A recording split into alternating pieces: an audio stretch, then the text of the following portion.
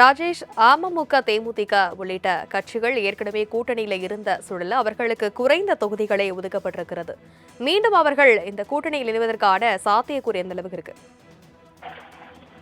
குறிப்பாக அந்த அம்மா மக்கள் முன்னேற்ற கழகத்தினுடைய பொதுச் செயலாளர் டிடிவி தினகரன் நேற்றைய தினத்தில் சிவகங்கையில் பேசும் பொழுது கூட எங்களுக்கு 6 தொகுதி ஒதுக்க போறாங்க, 7 தொகுதி ஒதுக்க போறாங்கன்றது யூகமாகத்தான் நீங்க சொல்றீங்க. அதுல எல்லாம் உண்மை கிடையாது. உங்களுக்கு யார் தகவல் கொடுக்கிறா என்பதெல்லாம் எங்களுக்கு தெரியும் அப்படின்ற அந்த கருத்தை அவர் பதிவு செய்திருந்தார்.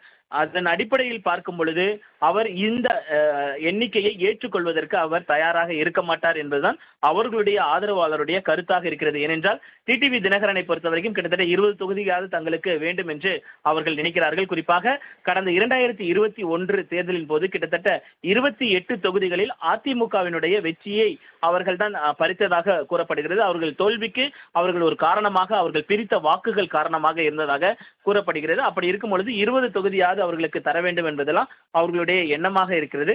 அப்படி இருக்கும் பொழுது அவர் இந்த 6 என்ற எண்ணிக்கையை ஏற்றுக்கொள்வார்களா என்பது மிகப்பெரிய ஒரு கேள்விக்குறி. இது அதிமுக வழங்கி இருக்கக்கூடிய பட்டியல் தான். இவர்களுக்கு இந்த தொகுதிகள் தான் ஒதுக்க முடியும், இத்தனை தொகுதிகள் தான் கொடுக்க முடியும் என்று அவர்கள் குறிப்பிட்டு இருக்கக்கூடிய அந்த பட்டியலை தவிர இது இறுதி பட்டியல் கிடையாது. அடுத்தடுத்த பேச்சுவார்த்தைகள் தான் தொகுதிகள் இறுதி செய்யப்படுவதற்கான அந்த வாய்ப்புகள் இருக்கிறது. அதே நேரத்தில் தேமுதிகவை பொறுத்தவரைக்கும் ஏற்கனவே பேசிய ஒரு விஷயம்தான். ஆனால் அவர்களும் அந்த 6 தொகுதியை ஏற்க மறுப்பார்கள். ஏனென்றால் ஒரு ராஜ்யசபா உறுப்பினர் பதவிக்கான அந்த இதை நாங்கள் தருகிறோம் என்று அதிமுக ஏற்கனவே ஒப்புக்கொண்டு கையெழுத்திட்டு கொடுத்திருக்கிறார்கள். அந்த அடிப்படையில் பார்க்கும் பொழுது தேமுதிகவிற்கும் அந்த 6 தொகுதி என்பது அவர்களுக்கும் குறைவாகத்தான் இருக்கும். ஆக மொத்தத்தில் இது இறுதி பட்டியல் கிடையாது. இனிமேல் அடுத்தடுத்த கட்டங்களில் பேச்சுவார்த்தை என்பது நடத்தப்படும். அதன் அடிப்படையில் வரக்கூடிய கிட்டத்தட்ட இந்த பேச்சுவார்த்தை இறுதி என்பது பிப்ரவரி மாதம் தேர்தல் அறிவுக்கு பின்பாகத்தான் நமக்கு முழுமையான விவரங்கள் கிடைக்கப்படும்.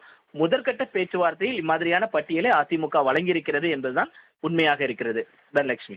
ராஜேஷ், அமமுக, தேமுதிக உள்ளிட்ட கட்சிகள் ஏற்கனவே கூட்டணியில இருந்த சூழல்ல அவர்களுக்கு குறைந்த தொகுதிகளே ஒதுக்கப்பட்டிருக்கிறது. மீண்டும் அவர்கள் இந்த கூட்டணியில் இணைவதற்கான சாத்தியக்கூறு எந்த அளவுக்கு இருக்கு? குறிப்பாக அந்த அம்மா மக்கள் முன்னேற்ற கழகத்தினுடைய பொதுச் செயலாளர் டிடிவி தினகரன் நேற்றைய தினத்தில் சிவகங்கையில் பேசும் பொழுது கூட எங்களுக்கு 6 தொகுதி ஒதுக்க போறாங்க, 7 தொகுதி ஒதுக்க போறாங்கன்றது யூகமாகத்தான் நீங்க சொல்றீங்க. அதுல எல்லாம் உண்மை கிடையாது. உங்களுக்கு யார் தகவல் கொடுக்கிறா என்பதெல்லாம் எங்களுக்கு தெரியும் அப்படின்ற அந்த கருத்தை அவர் பதிவு செய்திருந்தார். அதன் அடிப்படையில் பார்க்கும் பொழுது அவர் இந்த எண்ணிக்கையை ஏற்றுக்கொள்வதற்கு அவர் தயாராக இருக்க மாட்டார் என்பதுதான் அவர்களுடைய ஆதரவாளருடைய கருத்தாக இருக்கிறது. ஏனென்றால் டிடிவி தினகரனை பொறுத்தவரைக்கும் கிட்டத்தட்ட 20 தொகுதியாவது தங்களுக்கு வேண்டும் என்று அவர்கள் நினைக்கிறார்கள். குறிப்பாக கடந்த 2021 தேர்தலின் போது கிட்டத்தட்ட 28 தொகுதிகளில் அதிமுகவினுடைய வெற்றியை அவர்கள் தான் பறித்ததாக கூறப்படுகிறது. அவர்கள் தோல்விக்கு அவர்கள் ஒரு காரணமாக, அவர்கள் பிரித்த வாக்குகள் காரணமாக இருந்ததாக கூறப்படுகிறது. அப்படி இருக்கும் பொழுது 20 தொகுதியாவது அவர்களுக்கு தர வேண்டும் என்பதெல்லாம் அவர்களுடைய எண்ணமாக இருக்கிறது. அப்படி இருக்கும் பொழுது அவர் இந்த 6 என்ற எண்ணிக்கையை ஏற்றுக்கொள்வார்களா என்பது மிகப்பெரிய ஒரு கேள்விக்குறி. இது அதிமுக வழங்கி இருக்கக்கூடிய பட்டியல் தான். இவர்களுக்கு இந்த தொகுதிகள் தான் ஒதுக்க முடியும், இத்தனை தொகுதிகள் தான் கொடுக்க முடியும் என்று அவர்கள் குறிப்பிட்டு இருக்கக்கூடிய அந்த பட்டியலை தவிர இது இறுதி பட்டியல் கிடையாது. அடுத்தடுத்த பேச்சுவார்த்தைகள் தான் தொகுதிகள் இறுதி செய்யப்படுவதற்கான அந்த வாய்ப்புகள் இருக்கிறது.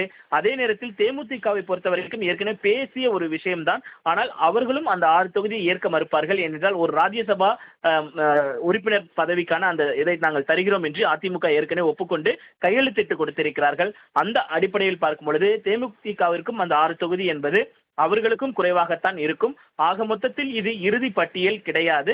இனிமேல் அடுத்தடுத்த கட்டங்களில் பேச்சுவார்த்தை என்பது நடத்தப்படும். அதன் அடிப்படையில் வரக்கூடிய கிட்டத்தட்ட இந்த பேச்சுவார்த்தை இறுதி என்பது பிப்ரவரி மாதம் தேர்தல் அறிவுக்கு பின்பாகத்தான் நமக்கு முழுமையான விவரங்கள் கிடைக்கப்படும். முதற்கட்ட பேச்சுவார்த்தையில் இம்மாதிரியான பட்டியலை அதிமுக வழங்கியிருக்கிறது என்பதுதான் உண்மையாக இருக்கிறது. தனலட்சுமி.